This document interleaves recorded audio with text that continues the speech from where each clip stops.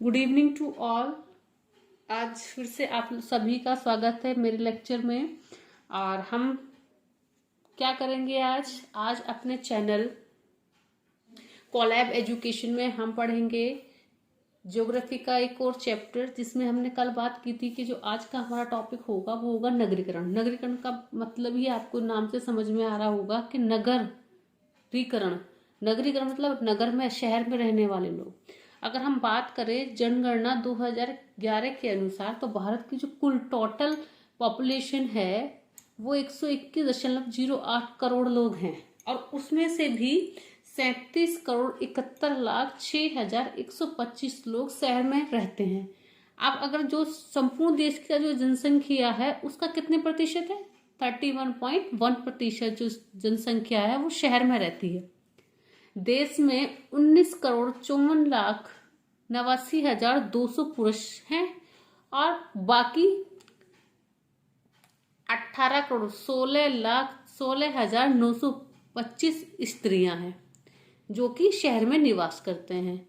अब बात कर रहे हैं कि महाराष्ट्र राज्य में सर्वाधिक शहरी जनसंख्या निवास करती है, ये आपको पता ही होगा। लेकिन 50.1 मिलियन शहरी जनसंख्या, जो समस्त शहरी जनसंख्या का 13.48 है। उसके पश्चात उत्तर प्रदेश में 44.47 मिलियन, देन तमिलनाडु 39.95 मिलियन, उसके बाद पश्चिम बंगाल 29.13 मिलियन का स्थान है। जनसंख्या में सर्वाधिक शहरी प्रतिशतता वाले राज्य 2011 में गोवा 62.17, मिजोरम 51.51%, तमिलनाडु 48.45%, केरल 47.72%, महाराष्ट्र 45.23% रहे। जनगणना 2011 की अगर बात करें, उसके अनुसार 5,000 से अधिक जनसंख्या वाले ऐसी बस्तियां की संख्या में वृद्धि हुई है, जिस मतलब इनका कहने का मतलब ये है कि अगर हम बात करें 2011 की गणना के अनुसार, तो जिस एक बस्ती, एक एरिया में जहां 5,000 लोगों से ज्यादा जनसंख्या रहती है उनमें वृद्धि हुई है, जिसे हम क्या कहते हैं, जनगणना नगर कहा जाता है। जनगणना नगरों की संख्या वर्ष 2001 में 1362 थी और 2011 में आप एज्यूम कर सकते हैं कितना होगा, 3,894 पहुंच गई। अब की जो जनगणना होगी, आप देखिएगा इसमें डबल ट्रिपल पहुंच गई है। जनगणना 2011 के अनुसार देश में 5,000 अधिक जनसंख्या वाले, मैंने जैसे आपको बताया, इनमें वृद्धि हुई है, जिसे हम क्या कहते हैं, जनगणना नगर कहते हैं। 2001 में कितनी थी, 1362, 2011 में कितनी हो गई, 3,894। वहीं हम आगे बात करें तो जनगणना 2011 के अनुसार देश 468 वर्ग वन के नगरों में से ऐसे नगर संकुलन नगर जिसकी आबादी मिलियन, मतलब मिलियन क्या होता है, 10 लाख या उससे अधिक, देशों में से संकुलन नगर 53 हैं। इन्हें मिलियन प्लस नगरीय संकुलन नगर की संज्ञा प्रदान की गई है। 2001 में जो इनकी संख्या थी 35 थी, और उसके बाद क्या हुआ, 53 मिलियन प्लस नगर संकुलन देश की कुल नगरीय जनसंख्या का 42.6% है, जो कि अगर हम बात करें तो 160.7 मिलियन निवास करती है। समझ में आया? अब 10 लाख जो लोग हैं उससे ज्यादा आबादी वालों की बात चल रही है। पहले जो थे वो 35 थे 2001 में, और 2011 की अगर बात करें तो 53 हैं, जो नगरीय जनसंख्या का 42.6% है। अगर वैसे बात करें हम अंकों में तो 160.7 मिलियन निवास करती है। अब 2011 की जो जनगणना है उसमें 468 नगर या संकुलन नगरों में से 10 से 40 लाख जनसंख्या वाले नगर संकुलन नगरों की संख्या 44, 2001 में 35 है, जबकि 40 लाख से अधिक जनसंख्या वाले नगर जो थे उनकी संकुलन नगर की जो संख्या थी वो 9 है। अगर हम बात करें इन 9 महानगरों में से देश की कुल नगरीय जनसंख्या 23.8% है। अगर हम अंकों में बात करें तो 89.77 मिलियन होगी। अब 2001 में एक ऐसे नगर की संख्या 7 थी जहां 40 लाख से अधिक जनसंख्या वाले नगरीय संकुलन अधोलिखित है। मतलब 40 लाख लोग से ज्यादा लोग वहां निवास करते हैं। अब कौन कौन से हैं? सबसे नंबर 1 पे आता है Mumbai, second Delhi, third Kolkata, fourth Chennai, fifth Bengaluru, 6 Hyderabad, 7 Ahmedabad, 18 Pune, 8 9 सूरत। ठीक है, दोबारा से रिपीट कर देती हूँ।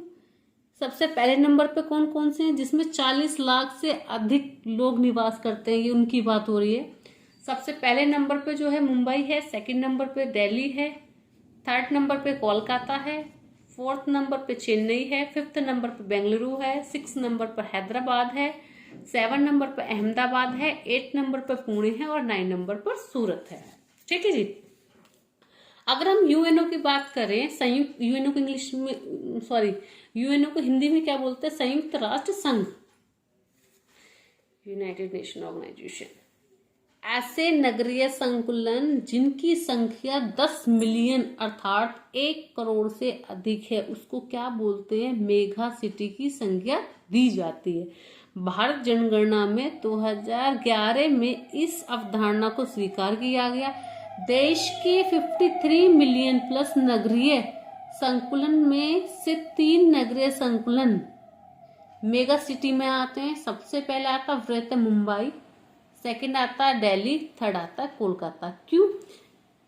अगर हम मुंबई की बात करें तो इसमें 18.41 मिलियन जनता निवास करती है। दिल्ली की बात करें तो 16.31 मिलियन निवास करती है और कोलकाता की बात करें तो 14.11 मिलियन जनता वहां पर रहती है। अब 2001 में उक्त तीनों शहरों का अनुक्रम था मुंबई, कोलकाता एवं दिल्ली 2001 के अनुसार। अब बात जो हो रही है भारत का सामरिक महत्व, इतना तो आपको समझ में आ गया कहाँ की जनसंख्या सबसे ज्यादा है या किस किस मतलब हमारी जो शहर की जनसंख्या वो कितनी है, उसमें से फीमेल और मेल कितने, ये सब डिस्कस हो गया। अगर हम बात करें कि भारत का सामरिक महत्व, इसमें क्या हम पढ़ेंगे? इसमें हम पढ़ेंगे जैसे जो हमारा हिंद महासागर है वो अफ्रीका, एशिया तथा ऑस्ट्रेलिया महाद्वीपों के मध्य स्थित है। ठीक है, जिसकी उत्तरी छोर पर पूर्वी गोलार्ध के केंद्र में भारत की स्थिति सामरिक दृष्टि से बहुत महत्वपूर्ण है। इसकी तट रेखा हिंद महासागर की तट पर स्थित किसी भी अन्य देश की से अधिक लंबी है। देखिए, मैं आपको फिर से क्लियर कर देती हूँ। वो एक टॉपिक था जिसमें हमने नगरीकरण की बात की। एक ही नया टॉपिक स्टार्ट किया है मैंने जिसमें भारत का सामरिक महत्व, स्ट्रेटेजिक सिग्निफिकेंस ऑफ इंडिया, ठीक है, इसे इंग्लिश में बोलते हैं। इसमें हम बात करेंगे कि भारत और पाकिस्तान की उसके मुद्दे जैसे कश्मीर है, सिंधु नदी का जल विवाद है, इसमें जो हमारे मेन जो मुद्दे हैं जैसे सरक्रीक का विवाद है, आतंकवाद का मुद्दा क्यों उठता है, सियाचिन पे हमेशा विवाद क्यों रहता है, इनके बारे में थोड़ा सा डिस्कस करेंगे। इसलिए इसका नाम, जो टॉपिक का नाम है भारत का सामरिक महत्व। अब मैंने जैसे स्टार्ट किया था कि जो हिंद महासागर अफ्रीका, एशिया तथा ऑस्ट्रेलिया महाद्वीप के मध्य स्थित है, जिसकी उत्तरी छोर पर पूर्वी गोलार्ध के केंद्र में भारत की स्थिति सामरिक दृष्टि से बहुत महत्वपूर्ण है। इसकी तट रेखा हिंद महासागर के तट पर स्थित किसी भी अन्य देश से अधिक लंबी है। ठीक है जी। अब अपने प्राकृतिक संसाधनों का आकार के कारण भारत तटीय क्षेत्र में सर्वाधिक महत्वपूर्ण देश है। किस वजह से? अपने प्राकृतिक संसाधन तथा आकार के कारण भारत जो है तटीय क्षेत्रों में सर्वाधिक महत्वपूर्ण देश है। पश्चिमी तथा पूर्वी की ओर जाने वाले महासागरीय जलमार्गों को भारत की किसी न किसी पतन पर आना ही पड़ता है। यूरोप, पश्चिमी एशिया, अफ्रीका, पूर्वी एशिया, दक्षिण पूर्वी एशिया, ऑस्ट्रेलिया के मध्य वायु मार्गों को भी भारत से होकर ही जाना पड़ता है। ये बात आपकी समझ में आई या रिपीट कर देती हूँ दोबारा से। इन्होंने ये बोला कि पश्चिमी या पूर्व, पश्चिम तथा पूर्व की ओर से जाने वाले जितने भी महासागरीय जल मार्ग हैं जो पश्चिम और पूर्व से जो जाते हैं, जितने भी महासागरीय जलमार्ग हैं, उन्हें भारत से किसी न किसी रूप में गुजरकर जाना पड़ता है। उनमें उन्होंने कुछ कंट्रीज के नाम बताए हैं, जैसे यूरोप, पश्चिमी एशिया, अफ्रीका, पूर्वी एशिया, दक्षिण पूर्वी एशिया तथा ऑस्ट्रेलिया के मध्य। अगर वायु मार्गों को भी भारत से ही होकर जाना पड़ता है। हिंद महासागर के संदर्भ में भारत भू राजनीतिक महत्व संपूर्ण संसार मानता है। यही कारण था कि पश्चिम मुस्लिम आक्रमणकारियों तथा यूरोप उपनिवेशकों के लिए भारत आकर्षक का केंद्र हुआ। कि आपने पढ़ा होगा, अगर आपने हिस्ट्री में पढ़ा है आकर्षक का केंद्र क्यों कहा गया, आपने अगर हिस्ट्री पढ़ी है तो फ्रांसीसी युद्ध जो हुआ, डच यहाँ पर क्यों आए, फ्रांसीसी यहाँ पर क्यों आए, वास्को डी गामा यहाँ पर क्यों आया, ये सब वही है। क्यों था, इसलिए ये एक भारत इसलिए आकर्षण का केंद्र था क्योंकि ये एक सोने की मुर्गी के नाम से जाना जाता था। ठीक है जी। अब बात करें, क्योंकि यहाँ पे व्यापार, यहाँ से वो लोग सामान लेके जाते थे, बाहर बेचते थे, एक व्यापार का केंद्र था और आकर्षक का केंद्र बना हुआ था। भारत का अगर अंडमान और निकोबार द्वीप समूह जहाँ व्यापारिक दृष्टि से महत्वपूर्ण है, वहीं रणनीतिक रूप में सर्वाधिक व्यस्त व्यापार मार्गों के पास है। भारत दक्षिणी चीनी सागर में एक प्रमुख भूमिका का निर्वहन करता है। वैश्विक परिप्रेक्ष्य में वह वन बेल्ट वन रोड और स्ट्रिंग ऑफ पर्ल्स के कारण चीनी विस्तार का मुकाबला करने के लिए एकमात्र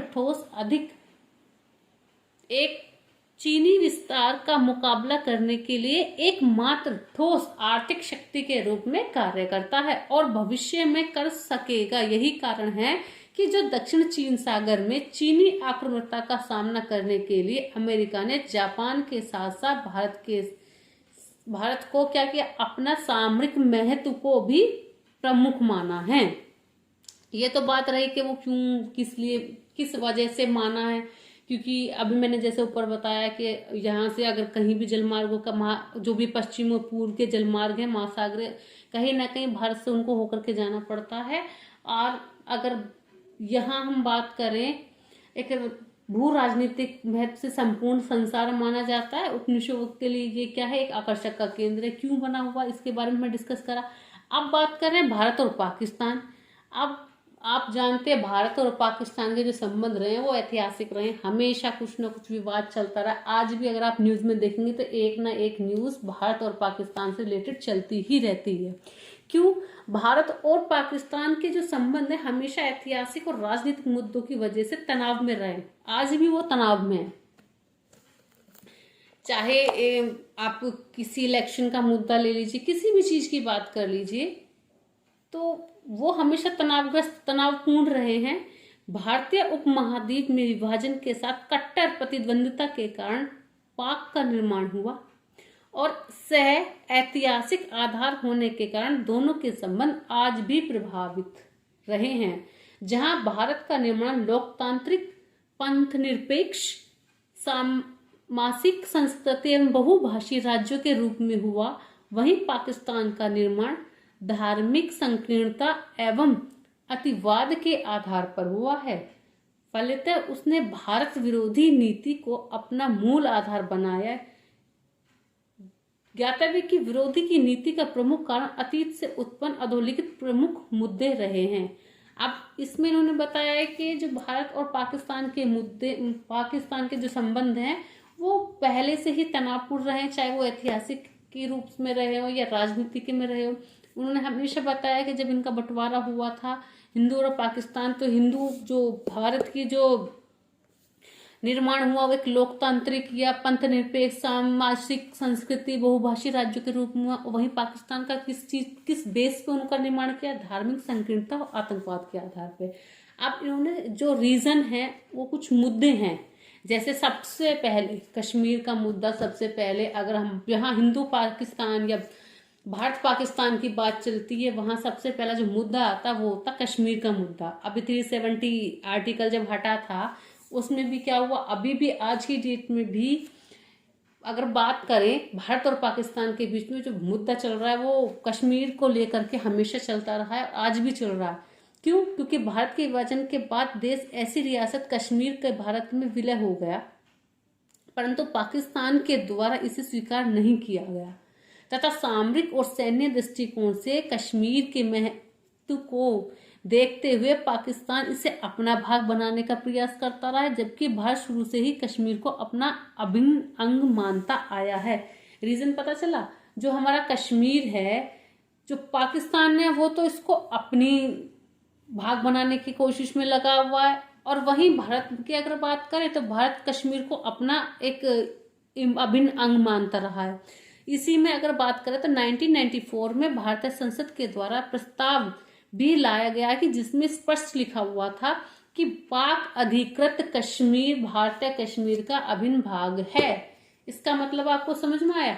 इसका मतलब ये है, जो 1994 में भारतीय संसद द्वारा एक प्रस्ताव लिखा गया, उसमें क्लियर लाइन में, क्लियर वर्ड्स में लिखा हुआ था, जो पाक ने कश्मीर पर जो अधिकार किया है, अधिकृत कश्मीर है, वो भारत कश्मीर का ही एक अभिन्न अंग है। अब सेकंड जो टॉपिक आता है उसके बारे में हम अगर बात करें तो वो आता है सिंधु नदी जल विवाद मुद्दा। पहला तो आया था कश्मीर का मुद्दा, भारत और पाकिस्तान में किस वजह से विवाद रहा। पहला तो मुद्दा हुआ था कश्मीर का। अब दूसरी जो बात हुई वो आया नदी, सिंधु नदी और जल विवाद। 1960 में अगर हम बात करें हिंदुओं के बारे में या पाकिस्तान के बारे में या भारत के बारे में या पाकिस्तान के बारे में, तो ये देखिए कि 1960 में सिंधु नदी समझौते के अंतर्गत सिंधु, झेलम और चिनाब को पाकिस्तान की नदियों के रूप में, जबकि सतलज, रावी और व्यास पर भारत के नियंत्रण को स्वीकार किया गया।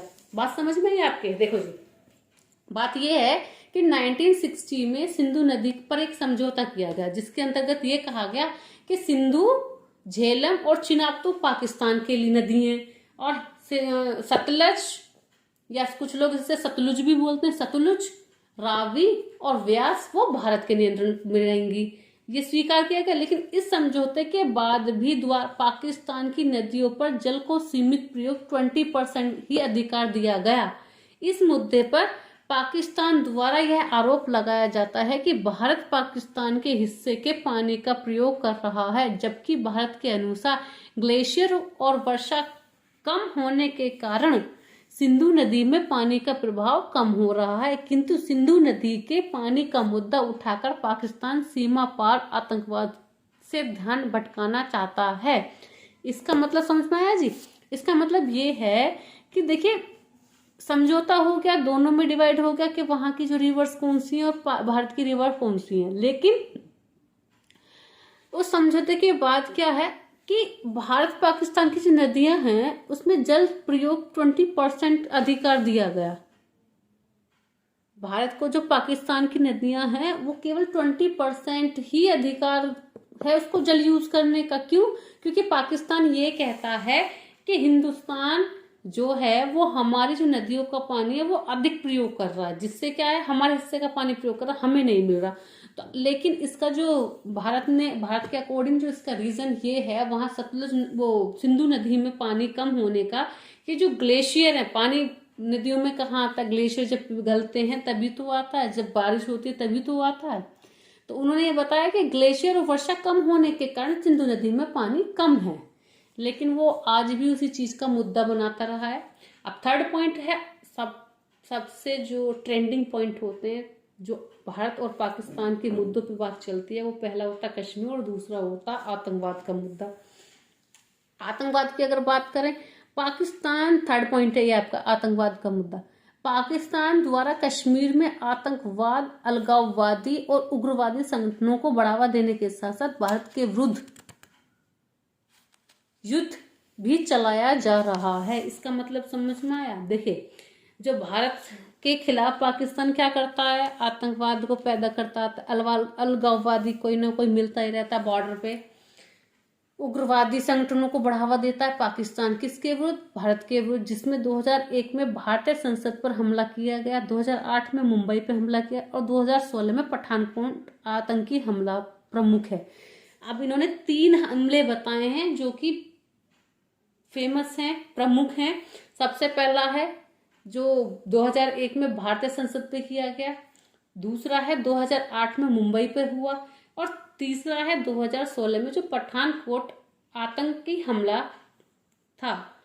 पाकिस्तान उन आतंकी संगठनों जैसे लश्कर ए तैयबा, ये आपने पढ़ा होगा, अभी कुछ दिन पहले भी न्यूज में था, जैश ए मोहम्मद, ये भी आपने देखा होगा, अभी इसकी बात चल रही है, जो बिहार में पकड़ा गया था उसके बारे में। मतलब ये दोनों उन्हीं के ही, उनको सपोर्ट करता है और प्रशिक्षण व वित्तीय सहायता भी उपलब्ध कराता है। इन दोनों चीजें, जो उनके दो संगठन बने हुए हैं, पाकिस्तान उनको सपोर्ट करता है फाइनेंशियली भी, और उनको एजुकेट भी करता है, जो कि कश्मीर के साथ साथ भारत के विरुद्ध हिंसात्मक घटनाओं में शामिल होते रहे। ये दोनों संगठन ऐसे हैं। और फोर्थ पॉइंट जो है वो है आपका सरक्रिक विवाद। अब सरक्रिक विवाद क्या है? सरक्रिक एक ज्वारीय मुहाना है जो भारत और पाक के मध्य एक प्राकृतिक सीमा बनाता है। यह गुजरात राज्य के कच्छ की खाड़ी के उत्तर स्थित है। आंतरिक जल प्रवाह के कारण यह एक नमकीन दलदली भाग है जिसमें लूनी तथा अन्य छोटी नदियां गिरकर सूखती हैं। कच्छ के रण का कुल क्षेत्रफल 20,720 वर्ग किलोमीटर है, जिसके 9,065 वर्ग किलोमीटर क्षेत्र पर पाकिस्तान दावा करता है कि ये हमारा है। भाई, पाकिस्तान कहता है कि भारत के अनुसार कच्छ का रण एक झील है जो कि भारत तथा पाकिस्तान के मध्य स्थित है, इसलिए अंतर्राष्ट्रीय कानून के अनुसार इस पर भी दोनों का अधिकार होना चाहिए। क्लियर हुआ?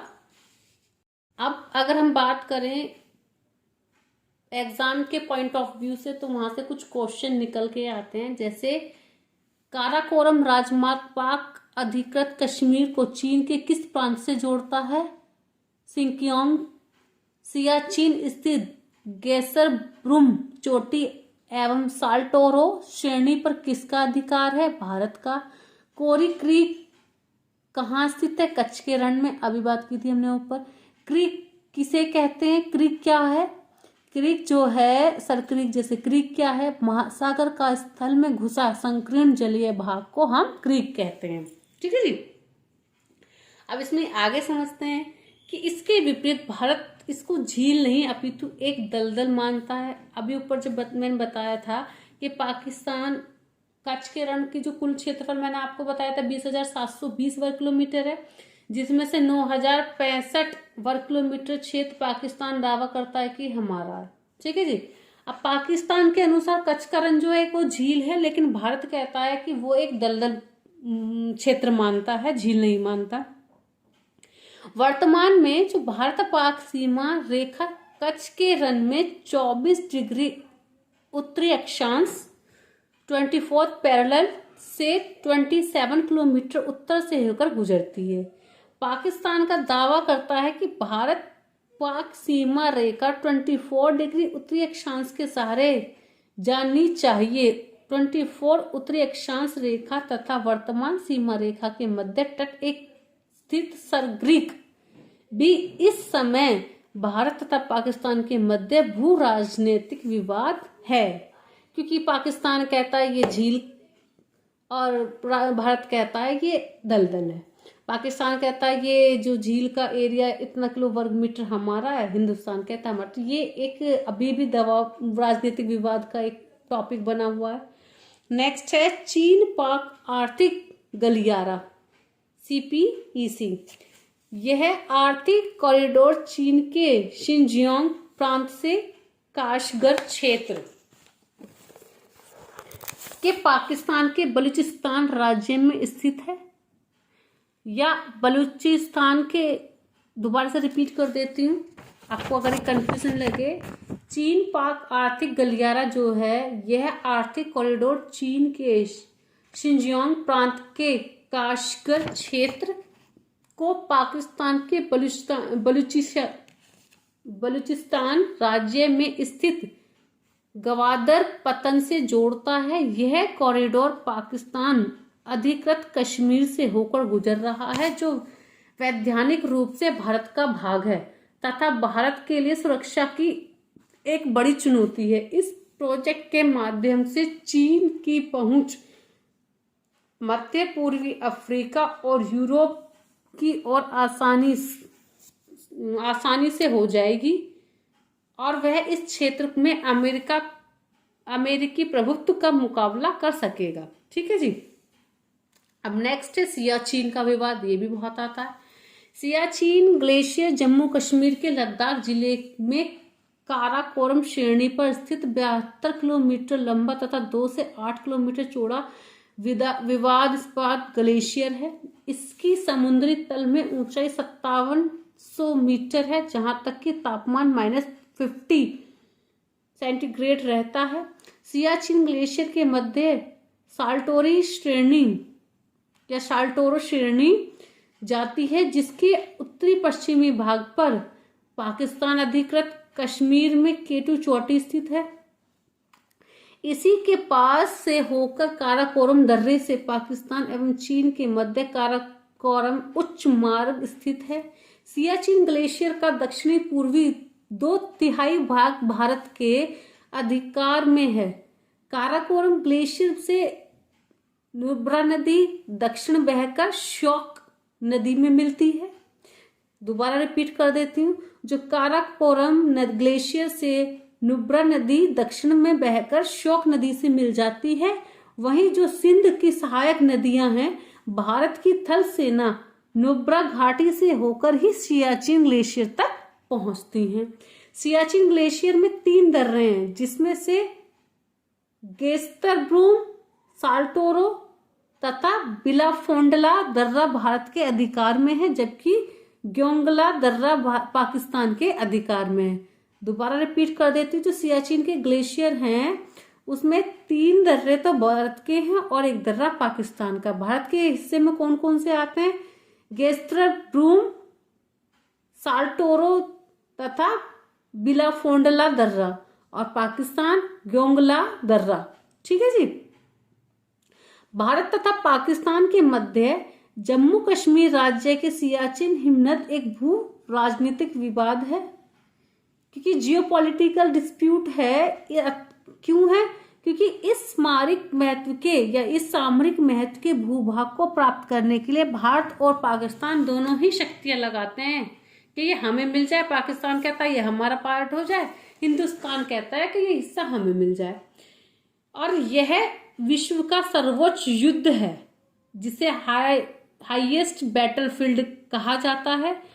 पाकिस्तान ने सियाचिन ग्लेशियर के काराकोरम उच्च मार्ग के पास स्थित खुंज रेव दर्रे से होकर 1984 में लगभग 70 विदेशी पर्वतरोहियों को स्काई किंग के अनुमति दी थी, जिसके बदले में पाकिस्तानी सरकार ने लगभग $1 मिलियन पर्वतरोहण शुल्क प्राप्त किया। अब इसके पश्चात पाकिस्तान सरकार ने जापानी पर्वतरोहियों को भी भारतीय नियंत्रण में स्थित सियाकांगड़ी तथा गेसरब्रूम चोटी पर चढ़ने की अनुमति दे दी, जिस पर भारत ने आपत्ति की। इस पर पाकिस्तानी स्थल सेना ने साल्टोरो श्रेणी पर भी सियाचिन निरीक्षण केंद्र स्थापित किया, जबकि आपका गेसरब्रूम चोटी जो थी वो भारत के हिस्से में आती थी और साल्टोरो श्रेणी भी भारत के हिस्से में आती थी। लेकिन इन्होंने फिर भी उस पर क्या कर दिया, एक निरीक्षण केंद्र स्थापित कर दिया, जिसका भारतीय सेनाओं ने मुंहतोड़ जवाब दिया। भारत ने 13 अप्रैल 1984 में सियाचिन ग्लेशियर से पाकिस्तान सेना को वापस भेजने के लिए एक ऑपरेशन मेघदूत शुरू किया। तब से लेकर अब तक सियाचिन ग्लेशियर विवाद चल ही रहा है। उपरोक्त बिंदुओं को देखते हुए हम कह सकते हैं कि भारत पाकिस्तान के बीच सहयोग की बजाय विवाद के मुद्दे अधिक हैं तथा दोनों के संबंध अत्यधिक जटिल एवं दुर्भावना से परिपूर्ण है। ऐसे में संबंध का निर्वहन अत्यंत कठिन है। आपको समझ में आ गया होगा आज इस टॉपिक में क्या था। अब इसके कुछ क्वेश्चंस बनते हैं इम्पोर्टेंट, जैसे ऑपरेशन मेघदूत संबंधित किससे है। आपको अगर मिले ऑप्शन में क्या आपको टिक करना, सियाचिन ग्लेशियर के पाक सेना से को वापसी जब भेजा तब उन्होंने एक ऑपरेशन स्टार्ट किया था 1984 13 अप्रैल 1984 में। चंद्रभागा बीच किस राज्य में स्थित है? ये ओडिशा में है। 1951 की जनगणना भारत में कितनी भाषाएं बोलियां थी? 44। कर्ल्सवर्ग कटक कहाँ स्थित है? अरब सागर में। हिंद महासागर के तटवर्ती देशों में किस देश की तट रेखा सर्वाधिक लंबी है? भारत की तट रेखा। तटीय आधार रेखा में या तटीय आकार रेखा से कितने समुद्री मील भारत के अनन्य आर्थिक मेखला EEZ का विस्तार करते हैं? 200 समुद्री मील। हिंद महासागर को किस देश के झील की उपमा प्रदान की गई थी? ब्रिटिश झील।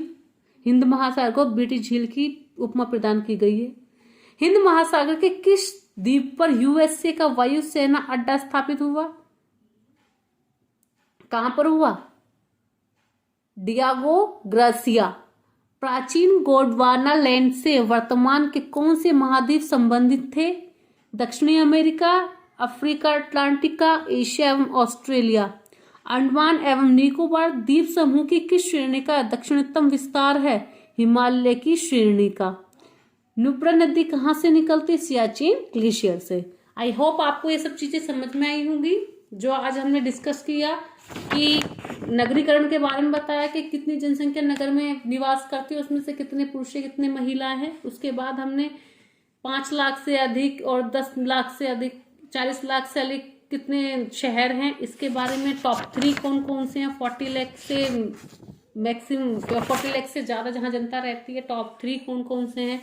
उसके बाद हमने भारत का सामरिक महत्व पढ़ा, स्ट्रेटेजिक सिग्निफिकेंस ऑफ इंडिया। फिर भारत और पाकिस्तान के जो रिलेशंस हैं उनके बारे में पता चला, क्यों रिलेशंस खराब है, उन मुद्दों के बारे में पता आप डिस्कस किया, जैसे कश्मीर का मुद्दा था, सिंधु नदी जल विवाद मुद्दा था, आतंकवाद का मुद्दा था, या फिर ग्रीक विवाद हुआ वो, और सियाचिन विवाद। ये सब चीज़ें आज हमने डिस्कस की। कल का जो टॉपिक होगा उसमें जो मैंने आपका लेसन 1 कंप्लीट किया है, जिसमें भारत का सामान्य भौगोलिक परिचय, general geographical introduction of India, ये मैंने आपको समझाया है। कल इसके सारे questions around of 85 questions we will discuss. कल हम डिस्कस करेंगे। उसके बाद हम अपना नेक्स्ट चैप्टर स्टार्ट करेंगे। चैप्टर का नेम होगा जियोलॉजिकल स्ट्रक्चर ऑफ इंडिया। ठीक है जी, thank you so much.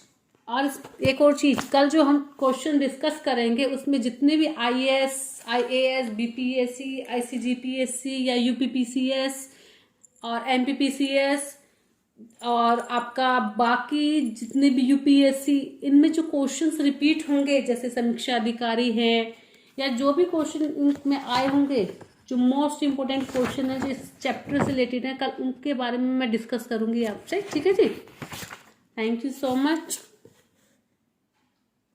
Have a good day.